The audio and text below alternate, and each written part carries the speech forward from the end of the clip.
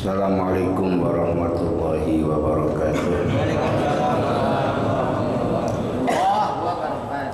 Ya Rabbi bil Mustafa balil maqasidana wa ghfir lana ma madha ya wasi'al karami.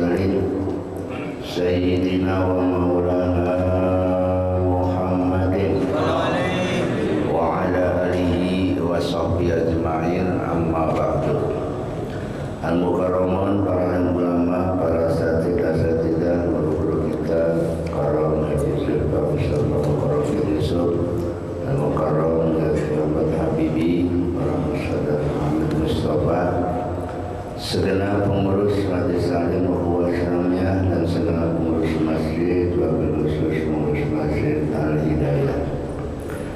Bapak Ibu sekalian yang saya hormati, alhamdulillah mari sama-sama kita panjatkan puji syukur kehadirat Allah Subhanahu wa taala. Di pagi hari ini kembali kita bisa hadir dalam rangka taklim rutin yang biasa dilaksanakan setiap hari Ahad pagi.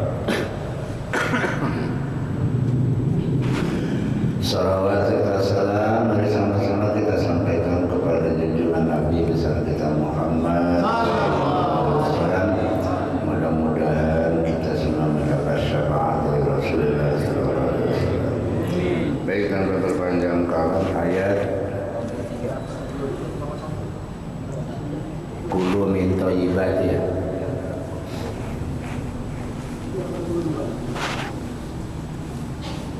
Satu kan? Bismillahirrahmanirrahim. Kulu min thayyibati ma razaqnakum wa la tatghaw fihi fayahilla 'alaikum ghadabi wa man yahlil 'alaihi ghadabi faqad hawa wa inni laghaffarun liman taba wa amana wa 'amila sholihan summa tada. Kulu asalnya liqaulihi ta'ala lahum, ucapan atau firman Allah Ta'ala lahum kepada mereka. Mereka di sini kaumnya Nabi Musa alaihis. Mereka diturunin makanan namanya manna wassalwa ya. Manna ini kayak semacam madu ya. Salwa ini burung puyuh. Itu makanan yang diturunkan dari langit ya. Apa kata Allah? Makanlah kalian min thayyibati, dari apa-apa yang baik yang telah kami berikan rizki kepada kamu sekalian.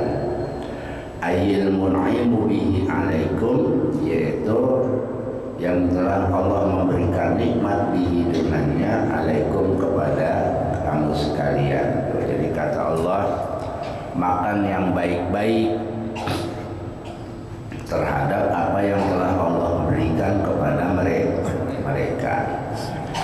Wala tatghaw fihi, dan janganlah kalian melampaui batas ya, bihi dengan marzaqnakum, bi antakfurun nikmata bihi ya, dengan mengingkari nikmat bihi dengan marzaqnakum. Jadi kata Allah, makan yang baik-baik dan jangan melampaui batas. Dalam tafsir lain yang disebut melampaui batas ini, mereka rebutan. Sebagian yang satu rebutan dengan yang namanya melampaui batas. Tapi kalau di sini mengkufuri nih, jadi tidak disyukuri. Makanya kan ada ayat la in syakartum la azidannakum wa la in kafartum inna adabi lasyadid. Kalau kalian pandai bersyukur, pasti kata Allah aku akan tambah. Tapi kalau ingkar, kufur ini menutup ya, menutup kebenaran, maka azabku sangat pedih. Bapak dan Ibu sekalian yang saya hormati, kalau kita lihat dari kacamata agama ini, kita lihat dari kacamata agama, terjadinya musibah, terjadinya malapetaka, terjadinya berbagai macam ya, sesuatu yang tidak kita inginkan. Kalau dilihat dari kacamata agama, mungkin manusianya orang gak banyak bersyukur, Pak. Ya, kalau bersyukur dijamin oleh Allah, la in syakartum, tapi walaing kafartum. Jadi kalau sudah kufur, Allah akan turunkan azabnya atau malapetaka ya. Maksudnya apa? Ya supaya ingat kembali kepada Allah ya. Cuma karena manusia itu kadang-kadang kalau lagi senang lupa. Kapan ingat Allah? Lagi susah. Lagi susah baru ingat Allah. Kalau lagi senang jangan susah. Ya lagi senang susah, Pak. Udah lupa. Kalau lagi susah baru ya Allah, bener deh. Lagi sehat lupa, giliran sakit ya Allah. Malah ngomongnya apa? Dosa apa? Ya dosa apa? Udah gak beres ya. Jadi kadang-kadang orang sakit kan bilang begitu, ya Allah sakit melulu, dosa apa? Dosa apa kata? Nggak mikir ya. Padahal kita banyak dosa ya. Itulah ya. Karena dalam hadis kata Nabi, siapa orang yang lagi senang ingat Allah, maka ketika susah Allah akan ingat dia ya. Tapi kalau sebaliknya, lagi senang lupa Allah, maka ketika susah Allah akan melupakan dia. Bukan Allah lupa loh ya, kalimatnya bukan Allah, tapi Allah melupakan dia ya.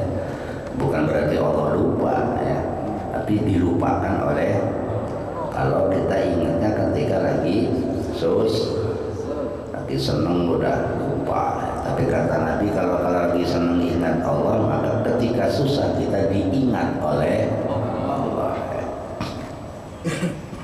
Ya, sekarang kan musibah kayaknya di Indonesia ini nggak berhenti ya. Ada aja. Corona ada mending, ya ada lumayan kan. Apa? Semeru ada mendingan. Gempa NTT kan. Apalagi semacam banyak. Coronanya ganti Omicron. Ya kan, ganti coronanya Omicron. Apalagi negara. Ada lagi tuh virusnya B125 apa berapa itu? Hebat lagi tuh virusnya. Namanya ganti-ganti. Nih, janganlah kamu melampaui Nah, jadi melampaui batas ini karena memang mereka rebutan, Pak. Ya, rebutan.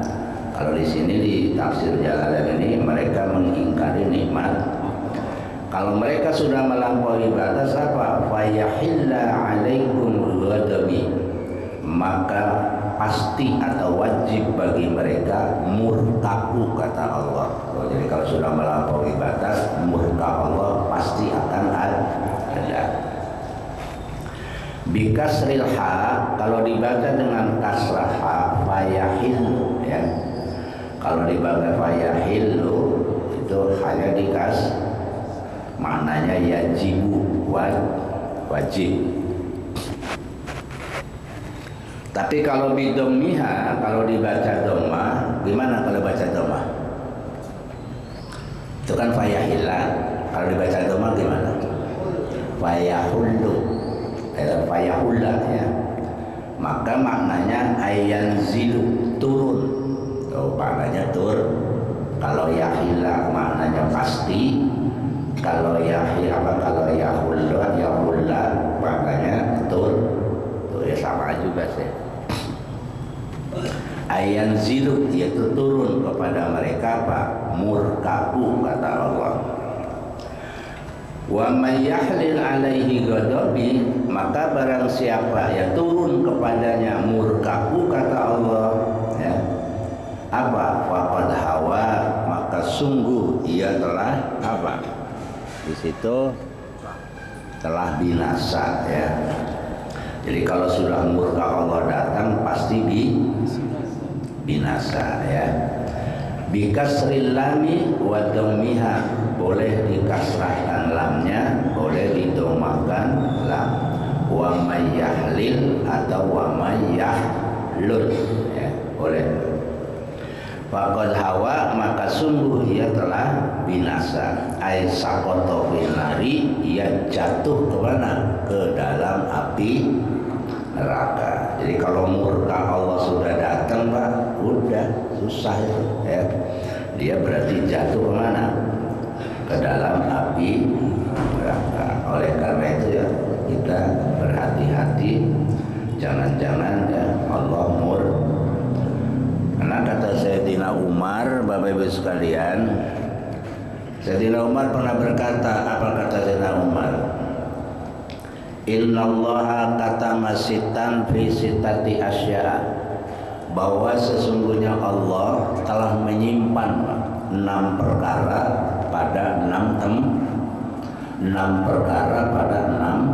tempat. 1. Katmur ridho fit ta'ah, Allah merahasiakan, menyimpan ridho Allah di dalam satu ketaatan atau satu ibadat. Artinya Bapak Ibu, di mana Allah ridho dalam ibadah kita nggak tahu. Di ibadah mana? Apa di sholat? Apa di puasa? Apa di haji? Ya Allah alam lah, ya. Jadi ridho Allah ada di dalam setiap ketaatan, tapi kita tidak tahu di taat yang mana Allah ridho. Maksudnya apa? Maksudnya supaya kita tidak boleh membangga-banggakan ibadah, sebab belum tentu ibadah yang kita banggakan di situ ada ridho. Kadang-kadang ada orang bangga dengan ibadah. Alhamdulillah malam tahajud, bangga benar. Emang di situ ridha Allah? Belum tentu, ya. Kita nggak tahu di mana ridha Allah. Nah, jadi kita tidak boleh membangga-banggakan ibadah, dan juga tidak boleh meremehkan ibadah. Mungkin saja ibadah yang kita anggap enteng, yang dianggap kita remeh, di situ ada ridho Allah. Oh, ya. Kan dalam riwayat, Pak, Imam Ghazali mendapat ridho Allah bukan karena karangan kitabnya hebat. Imam Ghazali kan ngarang kitab apa? Ihya Ulum. Bukan karena itu. Ternyata apa ridho Allah yang terjadi, ya, pada Imam Ghazali? Ketika dia sedang lagi nulis, lagi ngarang kitab, tiba-tiba ada lalat datang. minum tintanya. Kan zaman dulu kan tintanya pakai itu kan, apa namanya, tinta Cina itu ya. Kalau pesantren dulu kan gitu, pakai tinta dicolokkan. Ada lalat datang minum, nggak dikeplak sama saya apa oleh Imam Ghazali, diemin sampai itu lalat kenyang. Udah kenyang terbang, disitulah dia dapat ridho Allah. Bukan karena kita aja. Oh, itu kan sepele kan? Itu sepele. Ya. Sayyidina Umar juga sama. Sayyidina Umar dapat ridho Allah bukan karena beliau seorang khalifah yang adil, kan dikenal adil kan?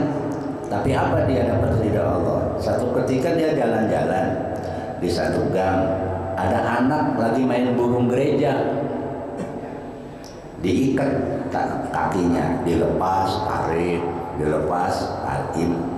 Sayyidina Umar ngeliatin, kasihan amat itu burung, ya, dilepas, ditarik. Akhirnya dirayu itu anak, dibeli oleh Sayyidina. Kemudian udah dibeli, dilepas. Nah disitulah beliau dapat ridho.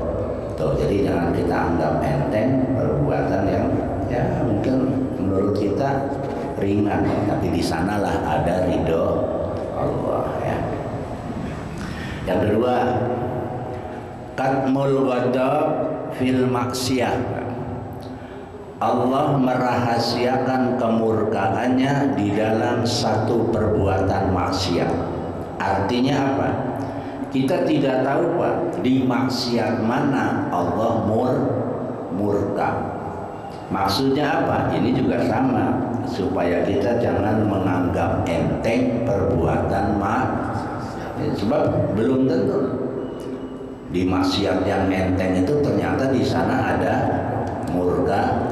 Oh, kalau Allah murka habis kita. Oh, jangan dianggap enteng ya. Yang ketiga,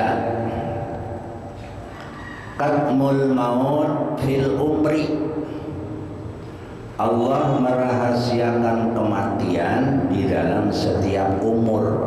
Artinya kita nggak tahu di umur berapa kita mati. Ada yang tahu? Nggak ada ya. Wallahu a'lam, itu rahasia Allah ya. Jadi umur berapa kita meninggal, wallahu a'lam. Apalagi katmu lailatul qadri fi Ramadan. Allah merahasiakan Lailatul Qadar di bulan Ramadan.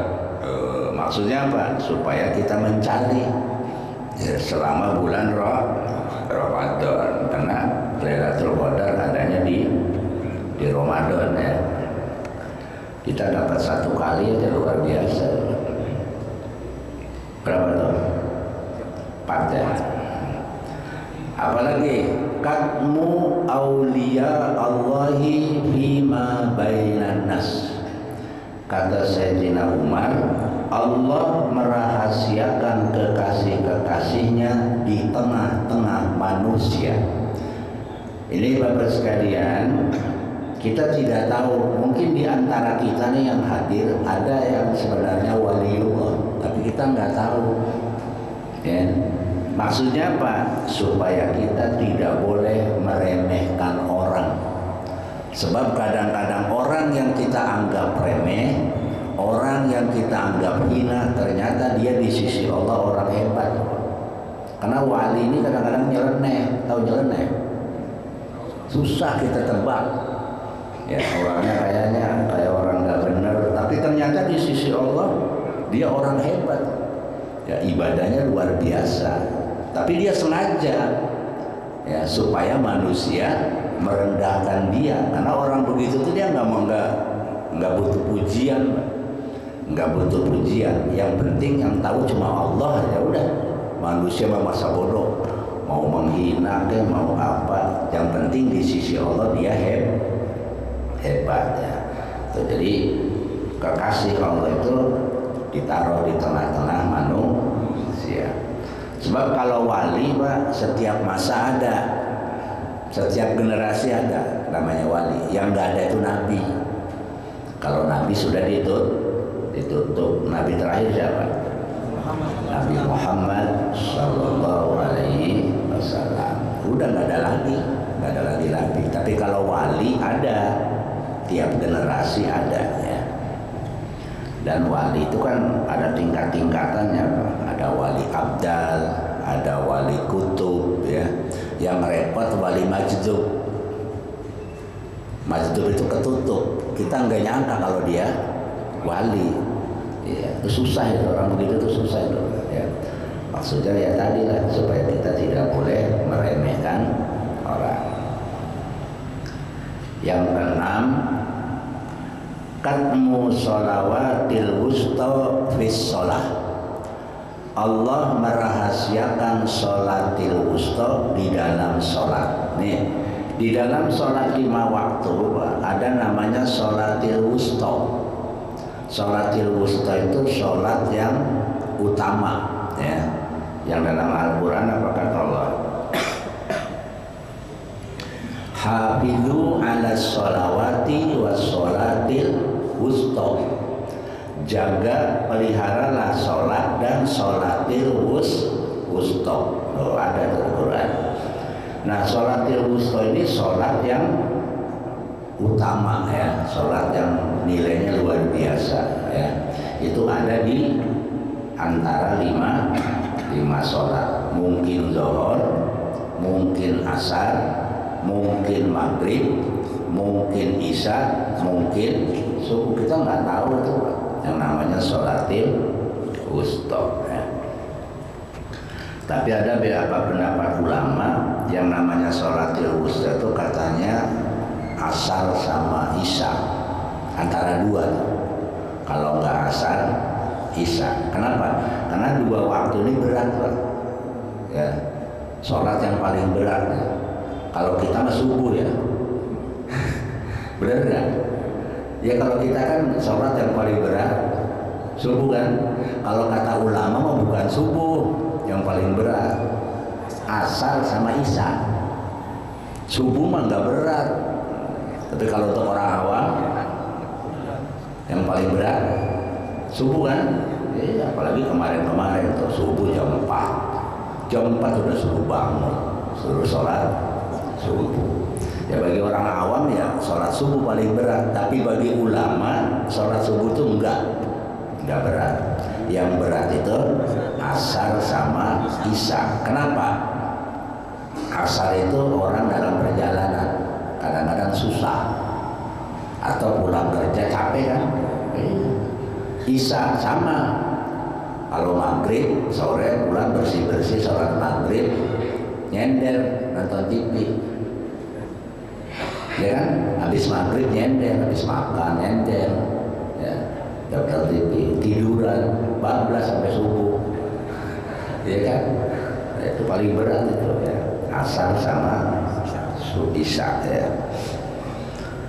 Tapi kalau bagi kita sih subuh yang berat ya.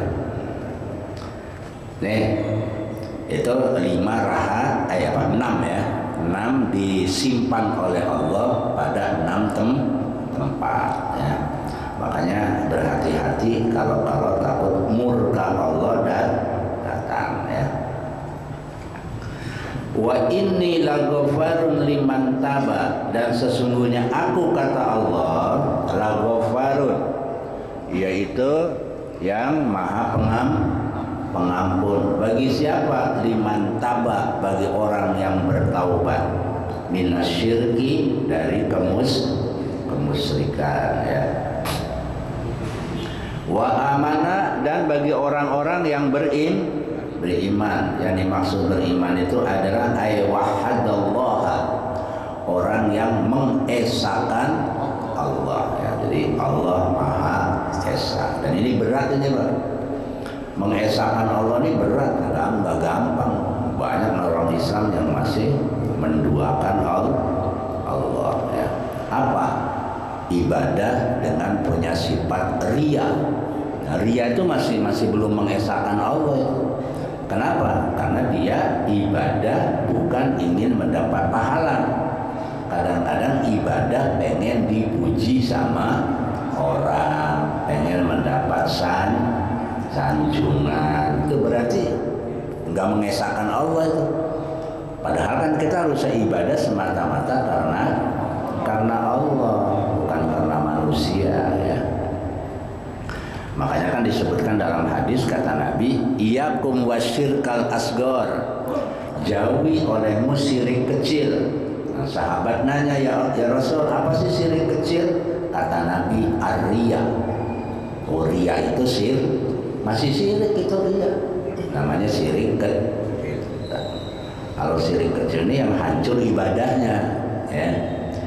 Ibadahnya banyak, tapi nggak ada pahalanya, nggak ada, kosong, ya. Nol, ya. Itu namanya syirik. Apa namanya riya? Riya itu ada dua. Namanya satu riya yang mulus riya, yang kedua ada riya campuran. Ya, jadi ada riya mahdoh, ada riya mukhlid. Riya mahdoh, riya yang mulus-mulus riya nih. Orang beribadah ingin dipuji oleh manusia, itu namanya riya mulus. Udah mulus tuh riya itu kan, nol itu. Ada yang riya campuran. Kalau riya campuran, dia ibadah satu pengen dipuji, kedua pengen dapat pahala. Itu riya campuran namanya. Dunia pengen dapat, akhirat pengen dapat. Tuh, ya, itu namanya riya campuran ya. Dan ini tahapan ini bukan tahapan kita nih. Ya, karena kita masih mengharap kita sholat, puasa, pengen apa? Pahala kan? Kalau kata orang ahli tasawuf masih riya itu. Masih riya itu. Kalau kita sholat pengen pahala, ya. Sholat takut sama neraka, ya kan? Dan apa? Pengen masuk surga. Kalau kata orang ahli tasawuf masih riya itu. Masih riya itu. Kenapa? Sebab kalau orang ahli tasawuf, ibadah itu udah karena Allah aja, udah jangan macam-macam. Masalah nanti ibadah kita diterima, mendapat pahala kita, itu urusan Allah udah. Ya. Kalau kita kan rata-rata pahala kan, pengen dapat pahala sendiri. Emang ada hadisnya juga sih, ya kan? Sholat sendiri pahalanya 1, berjamaah 27, memang itu kan. Tapi bagi orang yang ahli yang sudah tasawuf itu udah nggak dipikirin itu, urusan pahala nggak dipikirin. Yang penting dia mah ibadah mencari ridho Allah, udah itu aja. Bisa. Itu berat, jangan dikira enteng, berat ini. Ya. Yang dicari cuma ridho.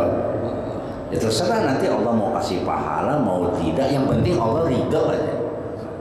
Tapi kan masalahnya kalau Allah sudah ridho pasti kemana? Surga pasti kan gitu Pak. Ya, kalau Allah sudah ridho ya.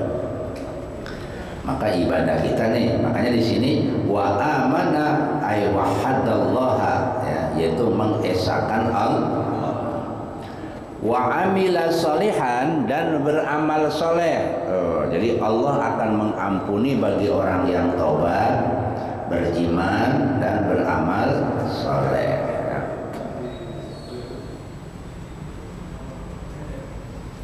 Ayyusaddiqu bil fardi wan nafli, yaitu orang yang membenarkan ya, atau mengamalkan yang wajib dan yang Jadi amal soleh itu melaksanakan wajib dan sunnah.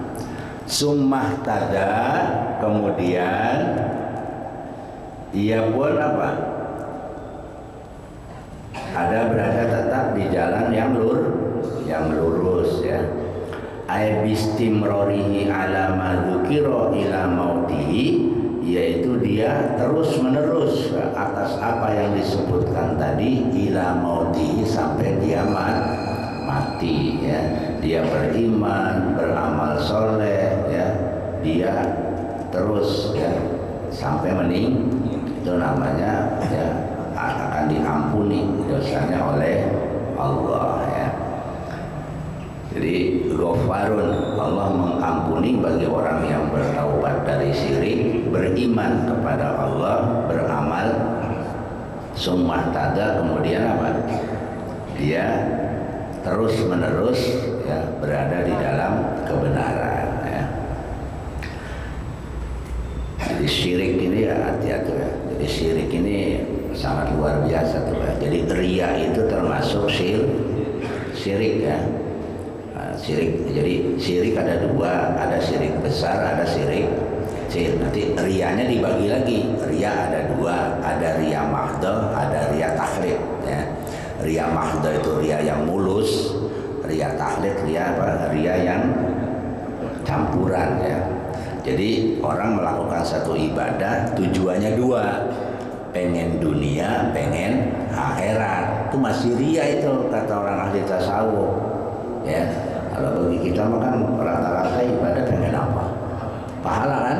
Iya, memang jauh ini udah Pak. Ya, jangkauannya sudah. Makanya ini kan yang ngomong ini kan Imam Ghazali. Imam Ghazali kan ahli tasawuf. Ya, ini yang ngomong Imam Ghazali ya.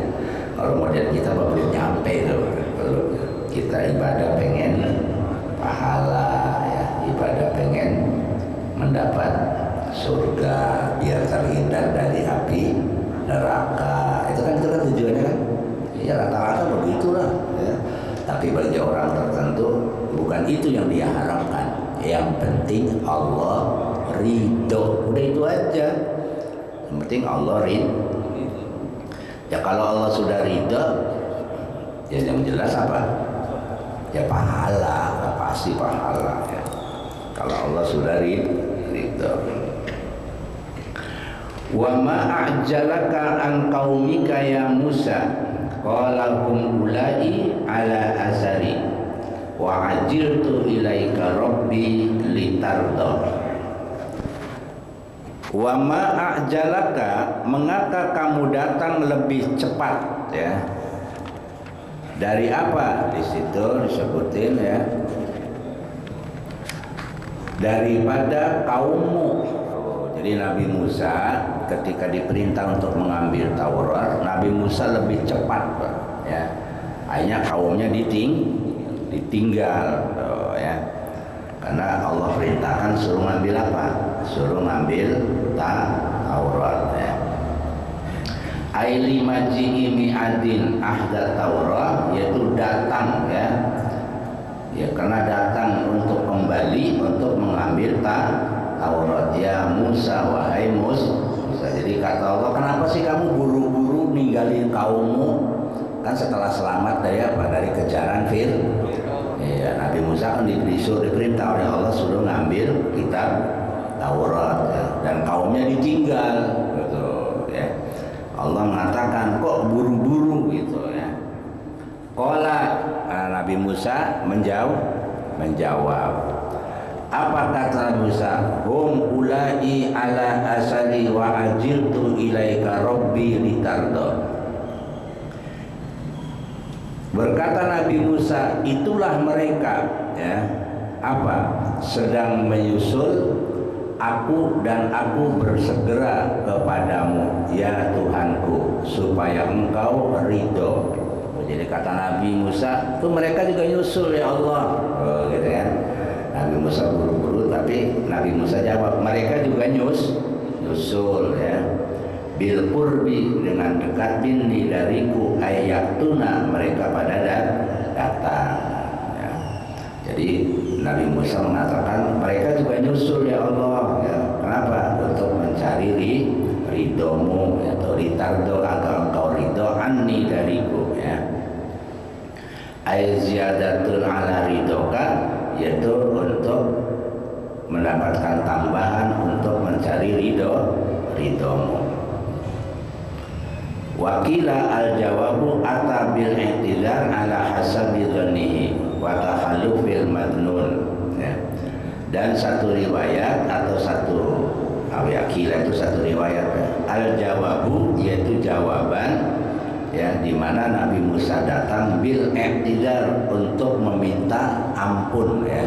Jadi Nabi Musa juga satu riwayat ya datang untuk meminta ampun ya, ala hasbi dzonihi, atas perkiraan persangkaannya ya.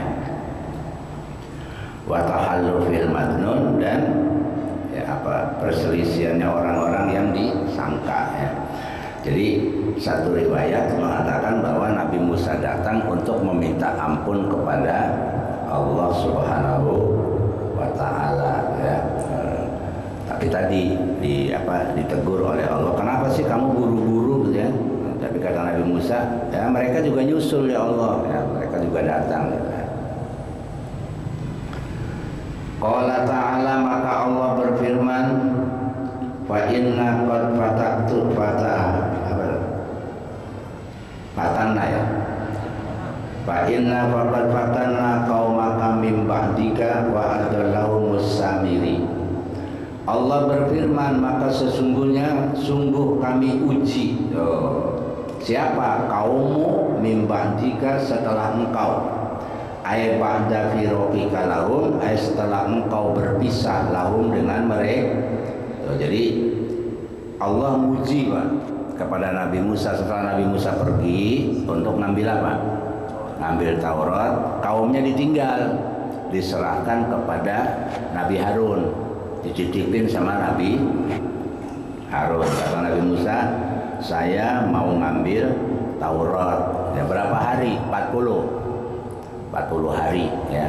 Makanya orang Yahudi mengatakan ya, katanya kalau di neraka cuma 40 hari. Itu dari sini nih ngambilnya ya. Jadi ngambilnya dari peristiwa yang terjadi pada Nabi Musa, karena Nabi Musa ngambil Taurat selama 40 hari. Jadi kalau mereka berdosa katanya cuma 40 hari. Ya, berdosanya cuma 40 hari. Ini dari sini ya. Makanya masuk neraka juga nggak lama kata dia. Berapa? Cuma 40 hari aja. Karena dosanya cuma ya. Kenapa dosanya 40 hari? Ketika ditinggal oleh Nabi Musa ya, ketika mengambil Taurat ya. Allah berfirman, kami uji kaummu setelah engkau tinggal, setelah kau berpisah. Wa adallahu samiri, dan menyesatkan kepada kaummu siapa? Samiri, namanya Samiri. Nama aslinya Musa bin Zofar. Musa juga namanya kan? Nama aslinya Musa bin Zofar, Ibnu Zofar ya. Tapi dikenal namanya Samiri ya.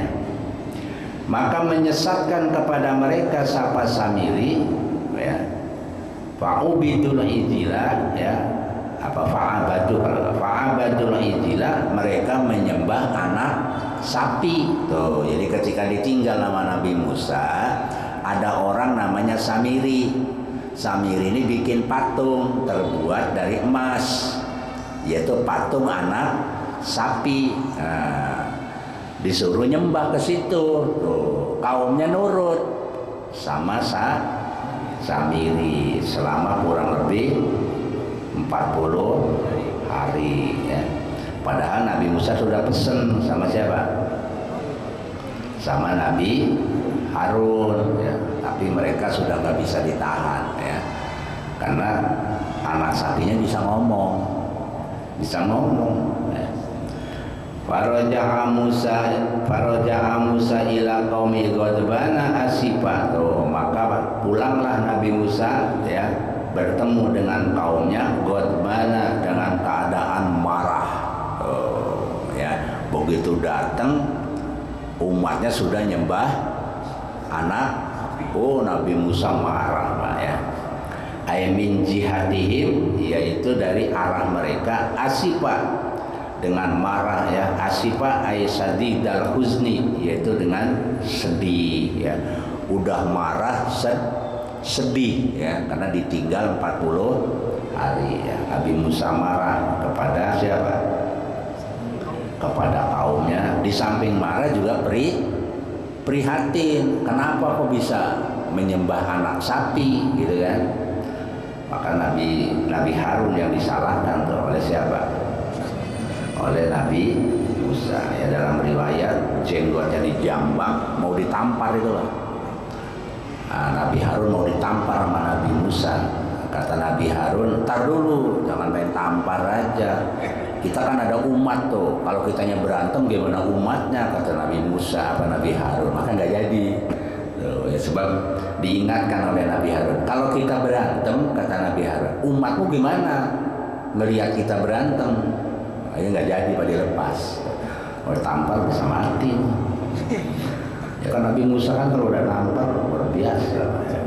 Jengkotnya ditarik mau ditampar. Ya. Cuma Nabi Harun bilang, kalau kita berantem bagaimana umat? Ya kalau pimpinannya berantem melulu, umatnya gimana?